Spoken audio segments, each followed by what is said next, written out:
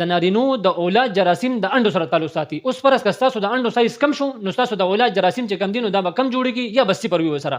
دې کې چې د رګونو سایز وپړسېږي د خپل مقدار نه وپړسېږي ویریکوسیل پکې راشي نو د اولاد جراثیم به تا ته کم ملاویږي کم به راځي یا به صفر وي ورسره. نو په دې کې اولاد چې کم دي نه کېږي ورسره. یا زیات تر نارینه داسې وي چې د هغې زیات ځان داسې کړی وي خراب کړی وي مردانه کمزورتیا ورته راغلې وي د هغې د سپرم چې کم دی یعنی د مني دا داسې وي لکه د اوبو په رنګ په شانته کې. زیات تر خلک داسې موږ ته رام شي موږ ته وایي چې زموږ د مني چې کومه ده مکمل د اوبو په شانته کې ده. نو دې کې چې کم دی نارمل سپرم چې کم دی د دې ټینګوالي د دې سایز د دې کې د اولاد جراثیم ملیګرام د دې سایز د هغې چې کم دی تعداد برابر نه وي نو د اولاد ستاسو دا نعمت چې کم دی دا به تاسو ته نه ملاویږي ورسره. اوس د اولاد جراثیم بړاویږي څنګه د دې علاج به څنګه کوو او داسې علاج جوړ شي چې هېڅ قسمه له نقصان نه وي. نو انشاءالله په هومیوپیتیک طریقه علاج کې تاسو موږ سره رابطه کولی شئ. تاسو ته چې موږ علاج وکړو نو پراپر او مستقل ټریټمنټ به وي. زیاتره کسان داسې وي په دې ټینشن کې وي چې موږ علاج کوو زموږ اولاد جراثیم بړاویږي خو چې څنګه دوی پرېږدو واپس چې کوم دی زموږ صفر له دا سپرم راځي ورسره.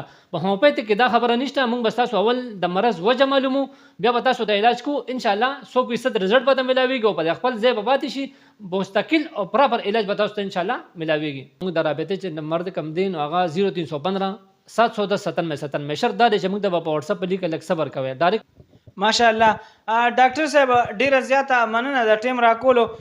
زیات تر خلک چې کوم دي که نه نو هغوی دغه تاسو یو مخکې ویډیو کړی چې په یو انډه باندې اولاد کیږي نو یې باندې خلکو بیا رد کولو په یو انډه باندې ریشه اولاد کیږي. باقاعده په یو انډ باندې اولاد کیږي خو چې د اولاد جراثیم جوړي باقاعده دا لکه اوس فرض که یو انسان دی د هغه لاس خپو کې یو شیز کم شو نو باقاعده قدرت دله دومره قوت ورکړي چې د بل نه کار اخیستی شي. اوس د یو کس سترګه یو لاړه ختمه شوتې علاج په وجه باندې یا چې کم دي نو څه مسله پکې راغله بیمارو په وجه باندې ختمه شوه نو د دې بل کې دومره خاصیت پیدا شي چې د دوه سترګو کار بدله ورکړي.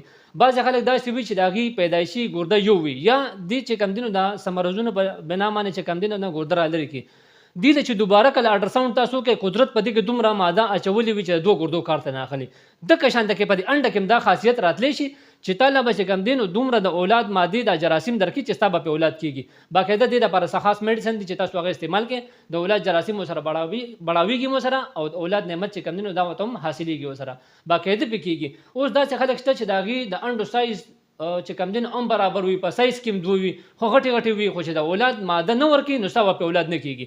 دې کې سب مسلې داسې راشي چې د دې زور هغه هم برابر نه وي د اولاد د جراثیم د ورکولو په شانته کې یا د دې مقدار هغه شانته کې نه وي چې تاله د اولاد جراثیم هغه هم درکړي نو ستا په اولاد نه کېږي. زیات خلک داسې دي چې د هغې سایز کې انډې دوه دي ښه غټې غټې دي خو اولاد یې پرې نه کېږي. نو دې کې سم مسایل داسې راشي دې کې موږ اول معلومات وکړو چې آیا چې دا کم مرضونه دي د راغلي دي څه مسله ده پکې د هغې مطابق چې علاج وشي انشاءالله علاج تیز ترین هم شي او باقاعده 100% رزلټ ورته ملاویږي. ډیره زیاته مننه ډاکټر صاحب د خپل رابطې نمبر او د اډرس وښایي تاسو دریو کلینیکو کې دریو ځایونو کې کینئ چې زموږ کتونکو ملګرو ته فایده وررسي. داسې خلک چې هغې په پیچیده مرضونو کې مبتلا وي خپل کیسونه موږ سره ډسکس کولی شي خپله زموږ کانټیکټ موږ ډایرکټ اټینډ کوو خو دومره دا مریضان ګڼ وي نو په جواب په نمبر ملاویږي ورته. زموږ کم کلینیکونه چې کم دي نو دا په پېښور کې دی مردان کې دی او په تیملګره کې دی. پېښور زما کم سنټر چې کم دی فاطمه هومیوپیتیک میډیکل سنټر په نوم باندې په پېښور ښار کې د لزاک روډ باندې دی. د خالي او د اتوار پر زما کلینیک وي. د دې نه علاوه په مردان کې زه کینم 4 ورځې.